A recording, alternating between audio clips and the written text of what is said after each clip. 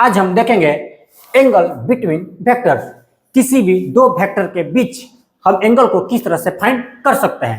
तो किसी भी दो वेक्टर के बीच का वही एंगल वैलिड होता है जब दो वेक्टर आपस में या तो टेल टू टेल जुड़े हो या फिर हेड टू हेड जुड़े हो।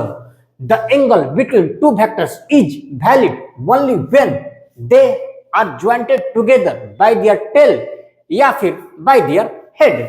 जैसे मान लीजिए यहाँ पर एक है वेक्टर ए और ये है वेक्टर बी। यहाँ पर वेक्टर ए और वेक्टर बी दोनों आपस में टेल टू टेल जुड़े हुए हैं, तो इनके बीच का जो एंगल थीटा होगा ना, ये वैलिड एंगल होगा। ये इनके बीच का जो एंगल थीटा है ये वैलिड एंगल होगा।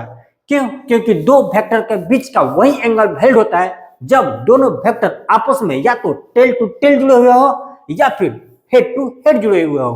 तो यहाँ पर वेक्टर ए और वेक्टर बी आपस में टेल टू टेल जुड़े हुए हैं ना, तो इनके बीच का जो एंगल थीटा है वो वैलिड एंगल है। यहाँ पर ये रहा वेक्टर ए और ये रहा वेक्टर बी। यहाँ पर वेक्टर ए और वेक्टर बी दोनों आपस में हेड टू हेड जुड़े हुए हैं, तो ये भी वैलिड एंगल हो जाएगा। क्यों? क्योंकि दो वेक्टर के बीच वही एंगल वैलिड होता है जब दोनों वेक्टर आपस में या तो टेल टू टेल जुड़े हुए हो या फिर हेड टू हेड जुड़े हुए हो। यहाँ पर ये रहा वेक्टर ए और ये रहा वेक्टर बी। यहाँ पर वेक्टर ए का हेड वेक्टर बी के टेल से जुड़ा हुआ है, तो ये जो एंगल थीटा है ना, वेक्टर ए और वेक्टर बी का जो एंगल थीटा है ये वैलिड एंगल नहीं होगा। नहीं होगा ना, क्योंकि यहाँ पर वेक्टर ए का हेड वेक्टर बी के टेल से जुड़ा हुआ है। तो यहाँ पर वेक्टर ए और वेक्टर बी के बीच का वैलिड एंगल क्या होगा? तो देखिए क्या होगा, वेक्टर ए और वेक्टर बी के बीच का वैलिड एंगल। हम जानते हैं कि किसी भी वेक्टर को हम एक पैलेस से दूसरे पैलेस तक शिफ्ट कर सकते हैं। बस हमको इतनी रखनी है कि शिफ्ट करते समय उस वेक्टर का डायरेक्शन चेंज नहीं होने चाहिए। तो हम क्या करेंगे ना, इस वेक्टर को यहां से शिफ्ट करेंगे, इस वेक्टर को आगे की तरफ शिफ्ट करेंगे। क्या करेंगे हम,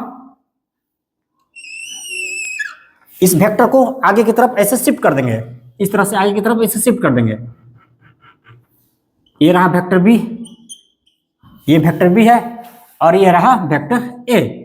इसको हमने क्या किया, इस वेक्टर को आगे की तरफ शिफ्ट कर दिया है, हमने आगे की तरफ शिफ्ट कर दिया है। ठीक है, बस शिफ्ट करते समय इतनी ध्यान रखनी है हमको कि इसका डायरेक्शन चेंज नहीं होनी चाहिए। बाकी हम एक वेक्टर को किसी वेक्टर को एक पैलेस से दूसरे पैलेस तक शिफ्ट कर सकते हैं। तो हमने इस वेक्टर ए को शिफ्ट कर दिया। तो यहाँ पर अब क्या हुआ, वेक्टर ए और वेक्टर बी दोनों एक दूसरे से टेल टू टेल जुड़ चुके हैं ना। तो यहाँ पर हमको दो एंगल बनती है, एक बनती है थीटा और दूसरा बनती है 180 माइनस थीटा, 180 माइनस थीटा। तो यहाँ पर दो एंगल बन गई, एक हो गई थीटा और एक हो गया 180 माइनस थीटा। तो इस दोनों में से वैलिड एंगल कौन होगा? तो इस दोनों में से छोटा कौन है? ये थीटा है ना, तो ये छोटा वाला एंगल ही वैलिड होता है, ये वाला एंगल वैलिड नहीं होगा। तो यहाँ पर वेक्टर ए और वेक्टर बी का बीच का जो एंगल होगा ना, ये वाला थीटा होगा। ओके, तो ये था एंगल बिटवीन वेक्टर्स। हम किसी भी दो वेक्टर के बीच इस तरह से एंगल फाइंड कर सकते हैं। अब देखते हैं head tail method of addition of vector. ये बताता है कि किसी भी दो वेक्टर को आपस में हम किस तरह से जोड़ सकते हैं।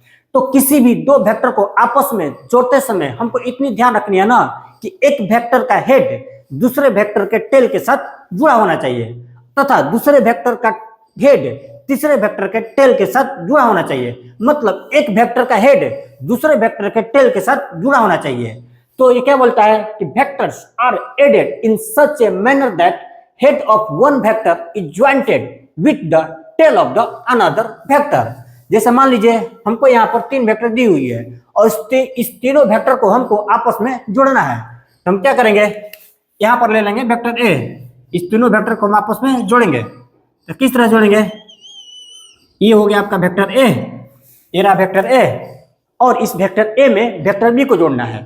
तो हमको वेक्टर ए और बी को आपस में इस तरह जोड़ना है कि वेक्टर ए का हेड वेक्टर बी के टेल के साथ जुड़ा होना चाहिए। और हम जानते हैं किसी भी वेक्टर को एक पैलेस से दूसरे पैलेस तक हम शिफ्ट कर सकते हैं। बस हमको ध्यान इतनी रखनी है कि वेक्टर को शिफ्ट करते समय उसका डायरेक्शन चेंज नहीं होनी चाहिए। तो हम इस वेक्टर बी को उठाएंगे और ऐसे इस तरह से वेक्टर ए में जोड़ देंगे।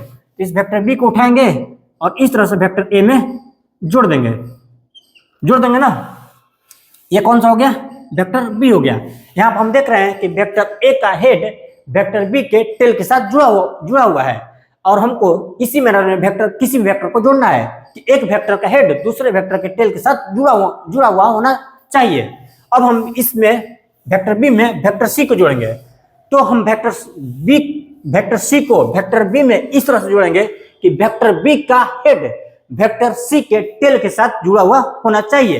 तो इस वेक्टर सी को हम क्या करेंगे, इसे शिफ्ट करेंगे और ऐसे यहाँ पर शिफ्ट कर देंगे, वेक्टर सी को इस तरह से ऐसे शिफ्ट कर देंगे। तो इस वेक्टर को हम ऐसे जोड़ेंगे, वेक्टर सी को इस तरह से, है ना, ऐसे जोड़ देंगे।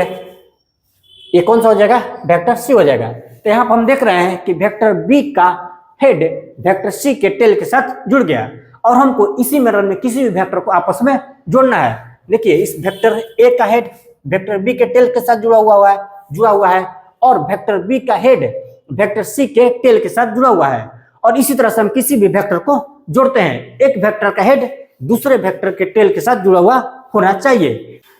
तो ये था head tail method of addition of vector. I hope आपने अच्छे से समझा होगा। तो मिलते हैं अब नेक्स्ट लेक्चर में, तब तक wish you all the best.